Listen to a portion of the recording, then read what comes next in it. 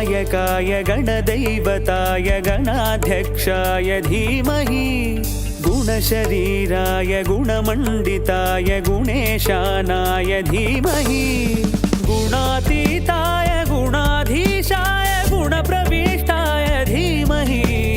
एकदन्ताय वक्रतुण्डाय गौरीतनयाय धीमहि गजेशानाय भालचन्द्राय श्रीगणेशाय धीमहि एकदन्ताय वक्रतुण्डाय गौरीतनयाय धीमहि गजेशानाय भालचन्द्राय श्रीगणेशाय धीमहि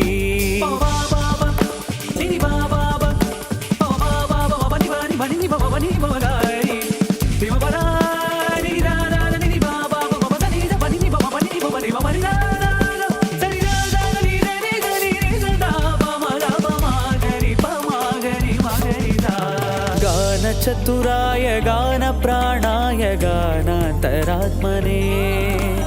गानोत्सुकाय गानमत्ताय गानोत्सुकमनसे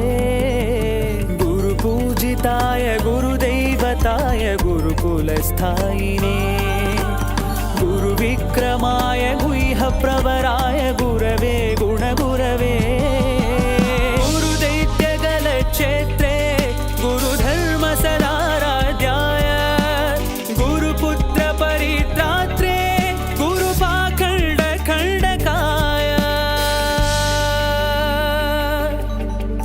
गीतसाराय गीततत्त्वाय गीतगोत्राय धीमहि गूढगुल्फाय गन्धमत्ताय गोजयप्रदाय धीमहि गुणातीताय गुणाधीशाय गुणप्रविष्टाय धीमहि एकदन्ताय वक्रतुण्डाय गौरीतनयाय धीमहि गजेशानाय भालचन्द्राय श्रीगणेशाय धीमहि